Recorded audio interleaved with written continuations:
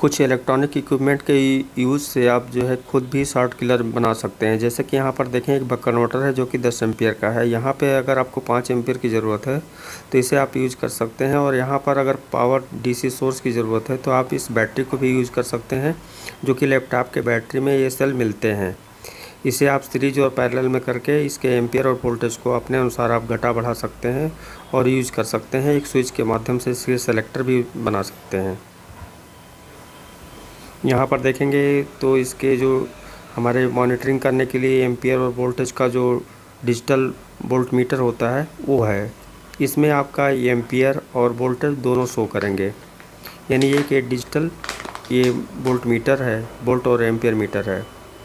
इसे आप जो है यहाँ पे इसकी जो हमारा शॉर्ट किलर है उसके जो वोल्टेज हैं और एम्पियर हैं वो आपका इस डिस्प्ले पे शो करेगा। जितना आपको रिक्वायरमेंट होगा, जितना सेलेक्ट करेंगे, जितना सेट करेंगे, उतना आपका इस पे डिस्प्ले पे शो करेगा। तो इसी तरीके से आप इसे खुद भी बना सकते हैं और एक नॉर्मल एक कैमरे को यूज कर सकते हैं, जो कि ट्रैक को हमको देखने में काफ़ी आसानी होती है।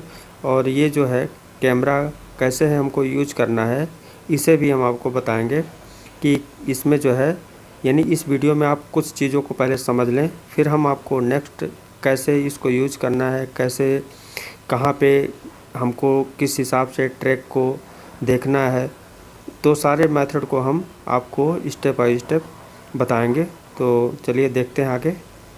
क्योंकि आप अगर कोई किसी महंगे प्रोडक्ट पे काम कर रहे हैं या महंगे इलेक्ट्रॉनिक डिवाइस हैं, अगर उस पे आप कोई काम कर रहे हैं और उस पीरियड में मैं ये जो अगर आपको बता नहीं पाया, आपने इसको जो है यूज करने का जो तरीका है अपने मेथड से यूज किया, तो ये शायद प्रॉब्लम इशू हो सकते हैं। क्योंकि आपको सारे इसके मेथड को समझना चाहिए कि कहीं भी हम इसको, यानी ये जो हमारे वोल्टेज हैं, एम्पियर हैं, ये कहीं भी ट्रैक में इन करने से पहले हमको कई बार सोचने चाहिए। इस समय की जो टेक्नोलॉजी है वो नैनो टेक्नोलॉजी है। अगर आप ज़रा सा एक बार मिस्टेक करते हैं तो वो आपको काफ़ी नुकसान करेगा। क्योंकि कोई भी महंगा अगर डिवाइस है इलेक्ट्रॉनिक्स, तो उसमें सबसे ज़्यादा रिपेयरिंग से पहले या कोई काम करने से पहले अलर्ट रहने की 1 बार 2 बार 3 बार आपको अलर्ट होना चाहिए। क्यों? क्योंकि आपको मालूम होना चाहिए कि कोई भी फॉल्ट है तो वो किस कंडीशन में है, कहाँ पे है और वो क्या है, वो कौन सी लाइन है, उस लाइन पे वोल्टेज है या सिग्नल है, डाटा है, वो लो वोल्टेज लाइन है, हाई वोल्टेज लाइन है, उसकी लाइन यानी हमारी जो उसकी जो स्ट्रक्चर है उसके बारे में पूरा आपको जानकारी होना चाहिए। क्योंकि आप देखिए, अगर मान लीजिए पैनल पे शॉर्टिंग अगर आप दूर करते हैं, रिमूव करते हैं, तो देखिए अलग अलग से, जैसे कोई लोग 10 एम्पियर 5 एम्पियर यूज करते हैं और उसको जो है शॉर्ट किलर को इस टाइप से बनाते हैं या बनाया मिलता है, उसे आप ले सकते हैं, आप खुद बना सकते हैं। और बनाने का मैं यहाँ पे इतना मेथड बताया हूँ और इस मेथड को आप यहाँ पे समझ सकते हैं कि जैसे हमारा एक डीसी सोर्स यहाँ पे रेडी हुआ, यानी इस ट्रांसफार्मर से, ये ट्रांसफार्मर यहाँ पे वोल्टेज को रोटेट करके यहाँ डीसी बनाया जाता है। ये ब्रिज रेक्टिफायर है, यहाँ पे फिल्टर लाइन फिल्टर लगा हुआ है और यहाँ से एक रिले यूज किया गया है। अभी मैंने रिले को ड्राइव करने के लिए यहाँ पे सर्किट नहीं बनाया है, इसलिए कि पहले आप सारे मेथड को समझें। क्योंकि अगर मैं यहाँ पे कंप्लीट बना देता तो आप एक स्क्रीनशॉट लेकर निकल जाते, आप वीडियो को नहीं देखते और ना ही इस मेथड को समझते, और आपके सामने जब प्रॉब्लम आता तो आप कमेंट में आकर कहते कि आपकी वजह से ये प्रॉब्लम हुआ। तो यहाँ पे मैं आपको इस पे अलर्ट करता हूँ कि जो भी आपको फॉल्ट टेस्ट आउट करने हैं या उस फॉल्ट को आपको सॉल्व करने हैं तो बहुत ही सावधानी से उसे सॉल्व करें। जिन्हें मालूम है उनके लिए नहीं, जो नहीं जानते हैं उनको जो है 1 बार 2 बार अलर्ट होना चाहिए। जैसे देखिए हमारे कई जैसे मल्टी क्रॉसिंग लाइन होती है, यानी हमारा वर्टिकल और हॉरिजॉन्टल एक के ऊपर एक मल्टीलेयर लाइन चलती है। वो हमारा जो डाटा लाइन होता है, वोल्टेज लाइन होता है, उसके अलग अलग एक लाइन से निकलते हैं, जिसे आप पैनल में देखे होंगे। और ये जो एक लाइन है हमारी जो मल्टी लाइन है, यहाँ से वोल्टेज, डाटा, सिग्नल सारे जाते हैं। अब क्या है कि सबकी सॉर्टिंग का जो इशू है वो अलग अलग है। यानी एक अगर मान लीजिए यहाँ पे कहीं स्पार्किंग होती है तो स्पार्किंग से क्या होता है कि ये ऐसा नहीं कि दोनों लाइन चिपक जाएं।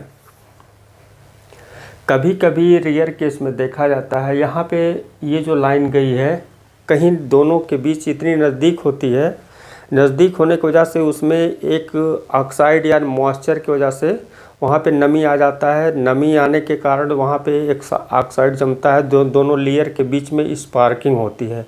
स्पार्किंग से जो वो मॉइस्चर जलता है वो एक कार्बन का रूप ले लेता है। तो कार्बन से क्या होता है, हल्का हल्का रेजिस्टेंस दोनों ट्रैक के बीच में क्रिएट हो जाता है। आप बात को समझें ज़रा सा।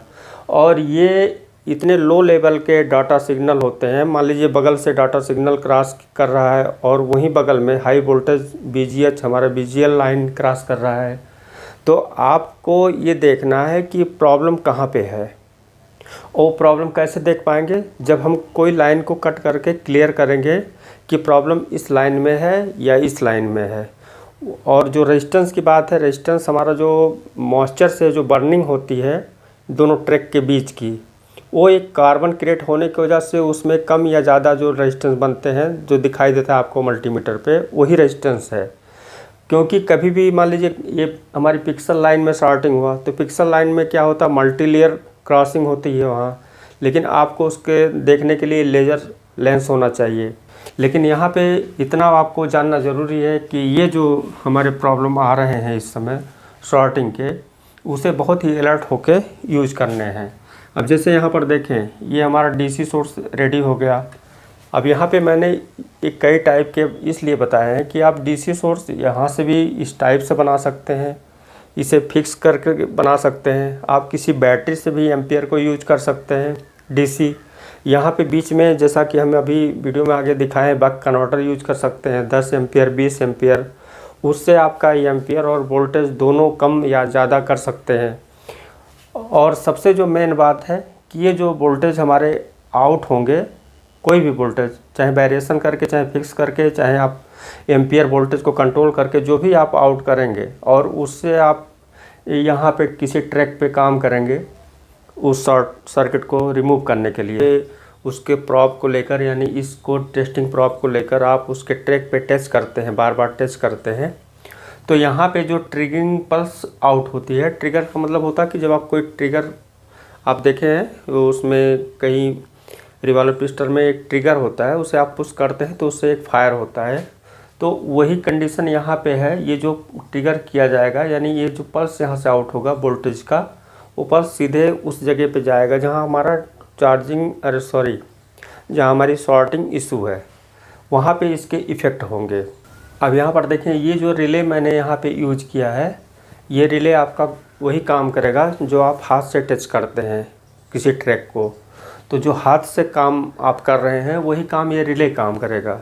रिले की एक सर्किट होगी जो इसको ड्राइव करेगी रिले को, और उसमें एक टाइमिंग कंट्रोल होगा, यानी उसके ट्रिगर को आप कम या अधिक कर सकते हैं वो टाइम के अनुसार।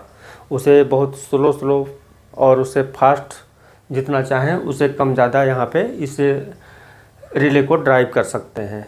यानी इसे ऑपरेट करने के लिए एक सर्किट की ज़रूरत होगी जो कि एक 555 नंबर IC है, उससे एक ट्रांजिस्टर लगाकर आप खुद भी बना सकते हैं। अगर नहीं होगा तो हम इसे बनाकर आपको दिखाते हैं। इसके जो बार बार टेस्ट करने का जो इफ़ेक्ट है उसे आपको जानना ज़रूरी है कि इसे कंटिन्यू क्यों नहीं रखा जाता।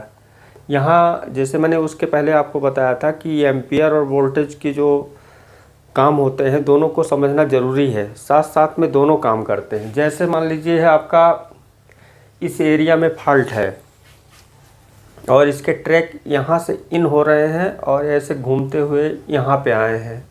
अब फॉल्ट सॉर्टिंग यहाँ पे है, अगर यहाँ पे है तो ये जो इतना इसका लंबा ट्रैक हुआ और ट्रैक यहाँ से होते हुए यहाँ पर गया।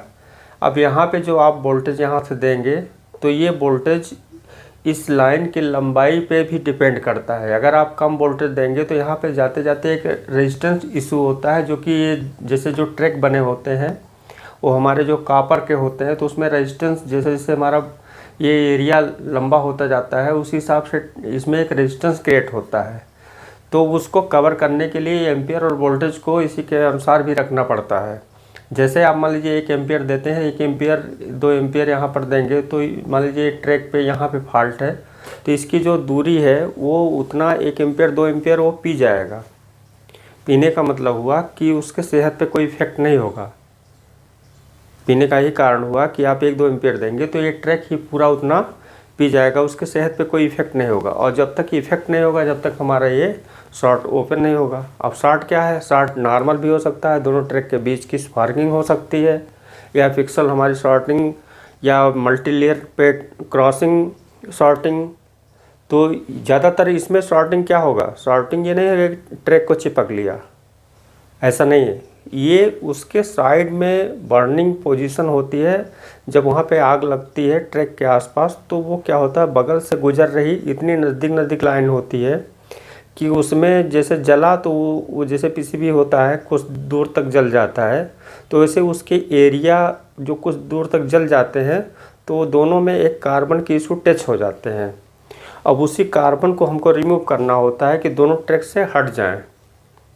तो हम उसे मान लीजिए बहुत हल्का सा लगा हुआ है, वो ज़रा सा एम्पेयर दिए, आप वहाँ से अलग हो गया, या ज़्यादा एरिया बर्न हो गया तो वहाँ पे अधिक एम्पेयर और वोल्टेज लगेंगे, क्योंकि वोल्टेज भी बढ़ाने होंगे। अगर लंबा एरिया है तो वोल्टेज उस हिसाब से हमको रन करने होंगे। यहाँ पे ये वोल्टेज नहीं डिपेंड करेगा कि उस ट्रैक में पहले से कौन सा वोल्टेज यूज किया गया है, 3 वोल्ट की सप्लाई है कि 4 वोल्ट की, वो सब भूल जाइए।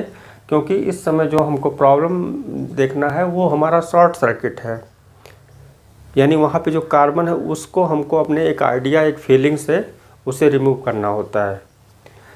आज हम आपको इसमें बस इतना ही बता रहे हैं, हम नेक्स्ट आपको इसके बारे में बताएंगे एक दिन बाद, इसके जो फुल डायग्राम बना के, और कैसे हम किसी कंपोनेंट या किसी लाइन को, या कैसे किसी मदरबोर्ड पे या किसी पैनल पे इसके शॉर्टिंग को टेस्ट आउट करके और रिमूव करते हैं, उसे हम आपको बताते हैं।